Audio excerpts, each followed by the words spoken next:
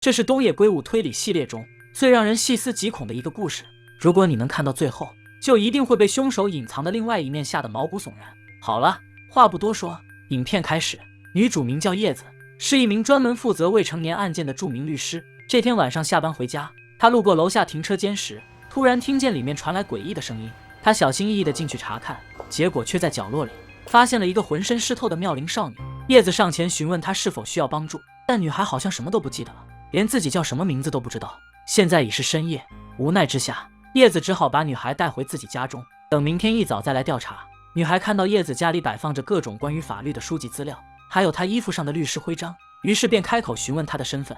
叶子也如实的告知了她自己是一名专门替未成年辩护的律师。随后，叶子在女孩的随身物品中发现了一串带有 RICO 字母的手链，她拿给女孩看，但女孩好像什么都记不起来了。没办法，叶子只好先暂时叫她林子。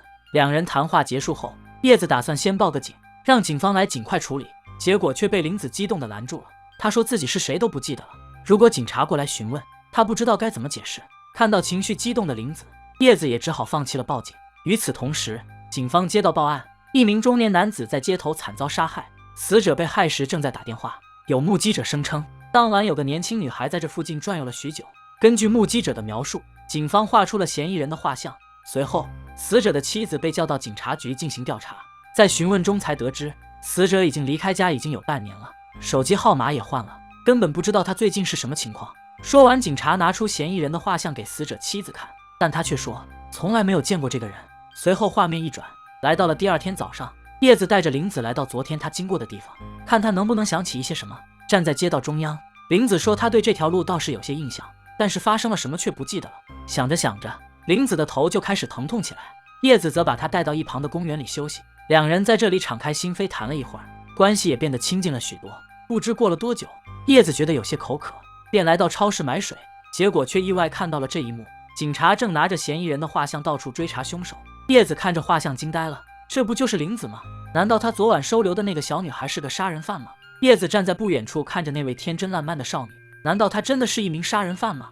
慌乱之下，叶子重回昨晚与林子相遇的那个停车间里，果不其然，他在这里发现了一把带血的凶器。叶子越想越后怕，打电话给身为心理学专家的男友寻求帮助。说完便狂奔着回到家里，一进门就看到了这一幕，林子正疯狂地朝男友扔着东西，情绪很是激动，她好像很恐惧男性，大喊大叫着让男人远离自己。叶子担心他会受到伤害，于是一把拉住了他的手，想让他冷静下来，可还是没什么用。林子依旧对着他疯狂地大喊大叫。无奈之下，叶子对着他的脸一巴掌呼了上去。世界终于安静了，但林子清醒了1秒之后又晕了过去。男友说，就目前的情况来看，林子应该是受了严重的心理创伤才导致的短暂性失去记忆，她应该是童年时期被某个男人伤害过。讲到这儿，叶子想起了自己的小时候，果然童年留下的阴影需要人们用一生去治愈。叶子对此感同身受，她决定先不报警。就在这时，房间里突然传来动静，原来是昏迷的林子已经清醒。叶子正准备上前安慰她，可林子却突然像变了一个人一样，她拿出匕首向着男人狠狠冲去，还好只是轻微划伤了手掌，没什么大碍。接着林子又拿出刀对准自己的脖子，以此作为要挟，让他们把一个名叫早苗的女孩带来。林子大吼大叫着说，是早苗背叛了她，如果那个男人没有告诉她这些事情，到现在她都还一直被蒙在鼓里。男友根据林子的提示找到了早苗，把她带来了这里。林子一见到早苗，就愤怒地质问她为何要瞒着自己偷偷和别的男人在交往。早苗低着头说了一句对不起。就在此刻，叶子突然询问林子，你杀害的那个男人是早苗的男友吗？林子面目狰狞地说，没错，就是我杀的，背叛我的后果就是这样。听到这儿，早苗诧异了，她的男友明明还活着的呀。她询问林子，你到底杀了谁？这一下轮到林子呆住了，情绪失控的她拿着刀大叫着冲向早苗，结果被男人一把拦住。还好此刻警察及时赶到，一下就按倒了林子。雨夜凶杀案的真凶被抓到了，真相看似已水落石出，但影片的进度条却告诉我们，事情并没有看起来那么简单，真正的精彩内容才刚刚上演。你能猜到幕后的真凶到底是谁吗？这个女孩刚才还是一副凶神恶煞的模样，晕倒过后再次醒来，却又变成了一个乖乖女，这到底是怎么回事呢？原来在调查中才得知，林子在自己的小时候曾被她的继父伤害过，从那以后，她就对男人有了强烈的恐惧感。叶子的男友则表示，林子应该是有了多重人格，在受到某种刺激时，就会分裂出与自己相反的一面来保护自己。按照目前的情况来看，这个说法倒也是合情合理，但有一点让老警官和男友始终迷惑不解：林子出现了人格分裂，但主人格应该不会忘记之前的事情，到底是什么原因导致他的主人格忘记了所有呢？他真的得病了吗？随后画面转过，警方在调查林子的闺蜜早苗。早苗说林子的占有欲很强，有时候性格会变得非常古怪，我们之间的友情也被她误认为了爱情，她不允许有任何男人来接近我，哪怕是普通同事也不行。还记得有一次同事来找我拿取资料，不料却被林子拿刀袭击，还以此划伤了同事的手掌。敏锐的老警官认为此案还有很多疑点，他找到林子，逼问他说出事情的全部真相，但老警官话还没说上2句，林子就蜷缩在角落里大叫着不要过来。至此之后，男友劝叶子不要再插手这次的案件，因为他害怕叶子会因此受到伤害。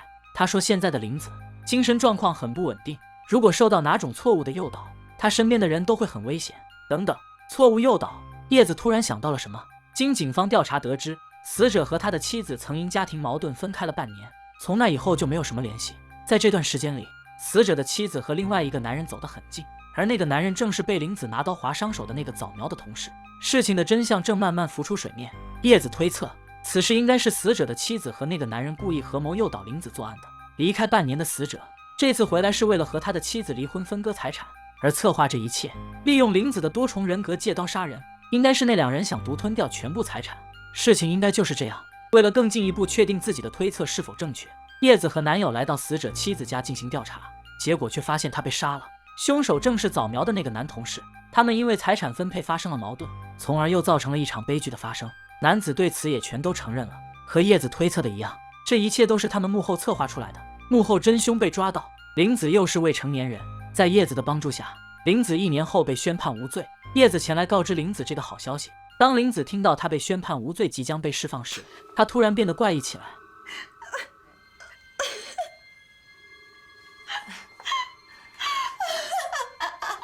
恐怖又诡异的怪笑声让叶子摸不着头脑。林子对着叶子说：“演好孩子演得我快要累死了，有你当我的律师真是太走运了。”原来林子从一开始就是装的，他根本就没有人格分裂。暴露出真面目的他，对着叶子说出了最后一句话：“不可能改变的，这才是真正的我。”好了，影片到此也就结束了。原来人性之恶是永远深不可测的，它经不起试探，也经不起考验。当你想要去考验它的时候，就已经彻底的输了。请不要在任何时候去试探和考验人性，因为你会大失所望的。好了，我是小森，喜欢的关个注，咱们下期再见吧，拜拜。